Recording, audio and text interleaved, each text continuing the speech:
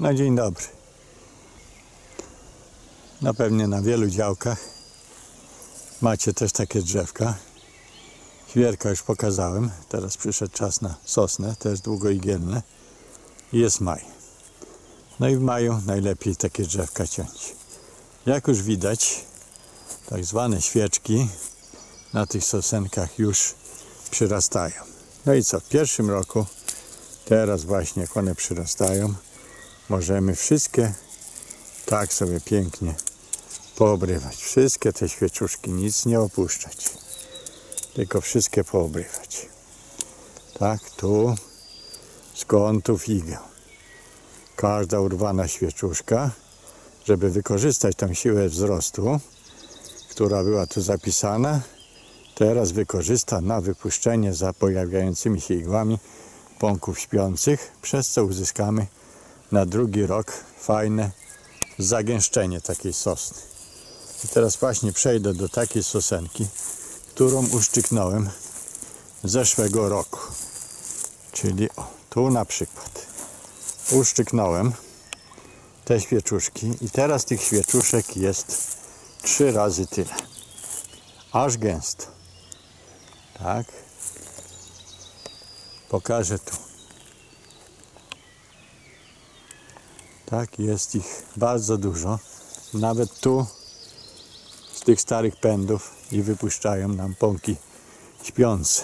O proszę, tu poniżej, tu wyżej. Wszędzie wypuszczają pąki śpiące i będziemy mogli porobić sobie na przykład takie fajne kuleczki.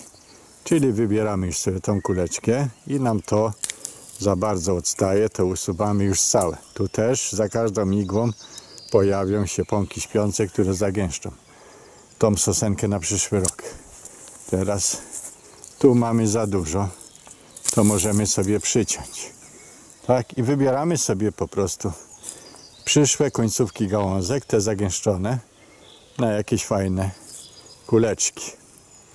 To odnośnie sosen takich wysokich, jak czarna, jak zwykła sosna, jak sosna wejmutka, Jeffreya, bośniacka i wiele, wiele innych. Ale są też nasze kosodrzewiny, nie zawsze szczepione w naszych ogródkach. Często jadę na taki ogródek, a sosny mają po 2 metry. Rzadkie zaczynają się rozkładać, nierówne. No nie wygląda to ciekawie, do tego zarosły nam już całą okolicę. I tu to samo. Cały maj możemy ułamywać te przyrosty, by ją fajnie na przyszły rok zagęścić. Teraz tak, te rzeczy, o tu mamy pięknie równo, w miarę jak urwiemy te końcówki, one nam się rozkrzewią, to już tu będzie gęsto, ale mamy tutaj taki rząd gałązek, które nam wystają z tej całej figury i możemy je przyciąć sekatorem lub nożycami do miejsca, w którym jeszcze pod cięciem będą igły. O, w ten sposób ja sobie wyrównam tą kosodrzewinę do poziomu wszystkich gałęzi. O, teraz ona nie jest już taka nieregularna i też na tych miejscach ucięcia pojawią się liczne świeczki na przyszły rok. Teraz pokażę Wam, jak to będzie wyglądało po roku.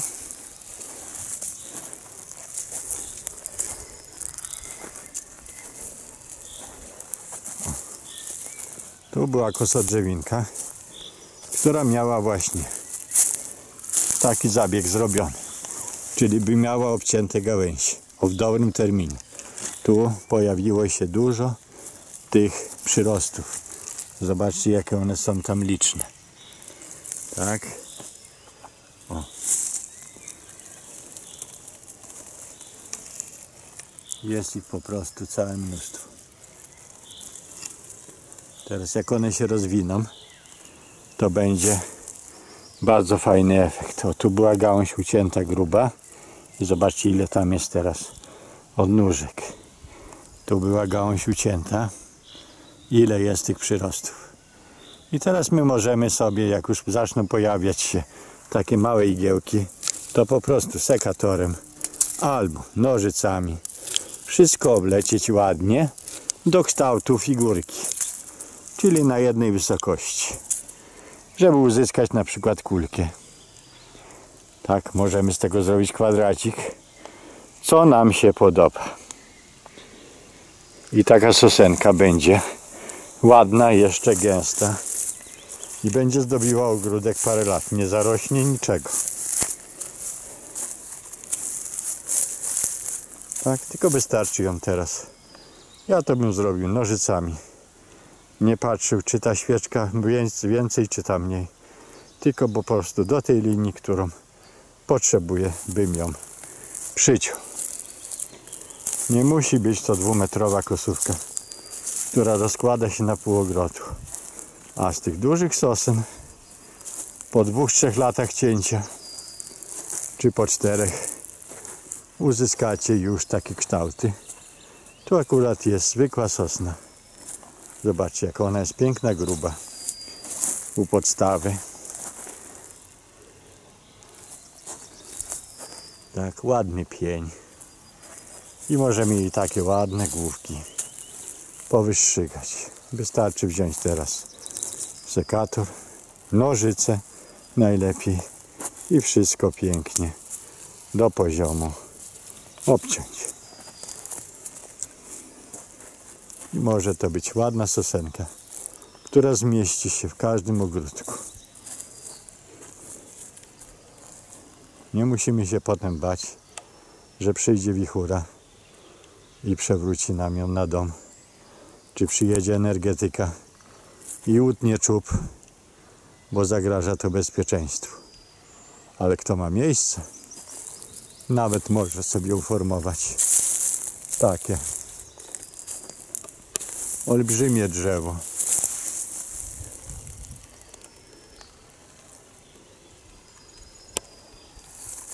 Z takimi olbrzymimi puszkami, które sięgają do ziemi. Wszystko zależy od tego, jakie mamy miejsce. Ostatnią rzeczą jest to, że takie drzewo trzeba wyciąć, bo już się nie mieści, bo niszczy większość roślin w ogródku. O, tu pozostawiłem takie pnie, kikuty, po których można wchodzić sobie ładnie. Tutaj jest domek na drzewie. Konstrukcja taka, jaka jest, ale jest. Dzieci się cieszą. Piękne kształty, wybrane gałęzie. Ale już żeby uformować taką sosnę, no potrzeba 30 lat co najmniej. Tak, pień w obwodzie na blisko 2 metry. Wychodzę spod niej. Także zachęcam Was do formowania. Póki młode, póki ładne, póki jest z czego.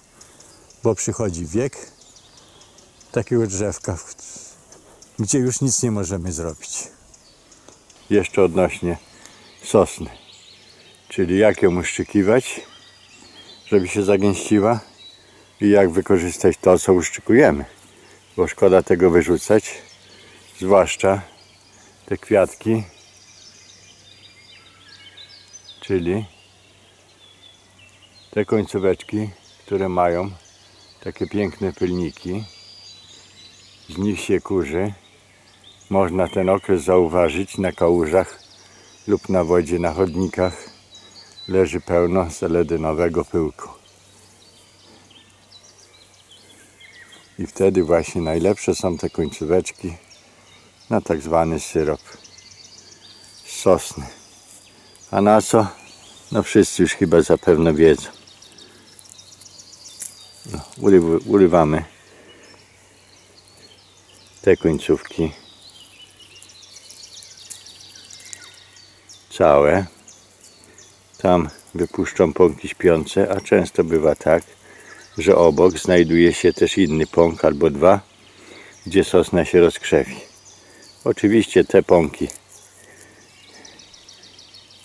te przyrosty, które nie mają tych pilników, też się nadają, ale w tym pyłku, w tych pilnikach dodatkowo jest wiele cennych substancji, bardzo cennych, które stanowią początek nowej roślinki. Teraz, gdy już mamy narwane takie przyrosty, świeczki inaczej, potocznie mówiąc, to wystarczy je włożyć do słoika. Tak. No dzieje się to zazwyczaj około 10 maja. I wkładamy sobie do słoiczka nasze zbiory.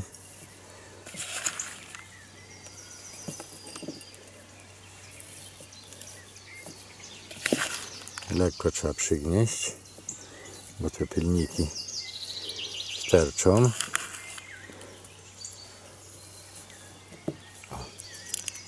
Tak, pięknie. Jeszcze tu jeden, szkoda. Jeszcze jeden. I zasypujemy fajnie cukrem.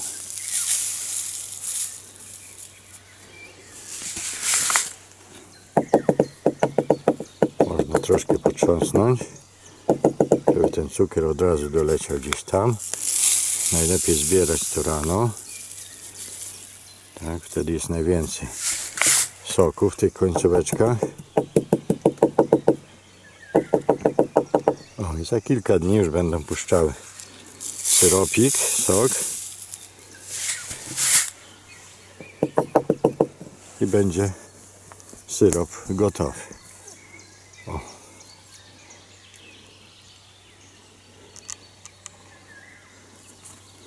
Tak, mamy sosnę przystrzyżoną, czyli w miejscach ucięcia tychże świeczek pojawią się pąki śpiące, które na przyszły rok zagęszczą sosnę, a my do przyszłego roku będziemy chronić swoje gardło, a tym bardziej ja, żebym mógł do Was mówić, żebym nie miał chrypy na live'ach godzinnych, bo ciężko non stop utrzymać głos. Wersja dla dorosłych. Jeszcze może być mocny alkohol, czyli ponad 75%, i też można to zalać. Wszystko co najlepsze do tego spirytusu tam się dostanie. Potem rozcieńczyć. No i używać kiedy potrzeba. Także do zobaczenia. Wszystkiego nie marnujcie, co obetniecie.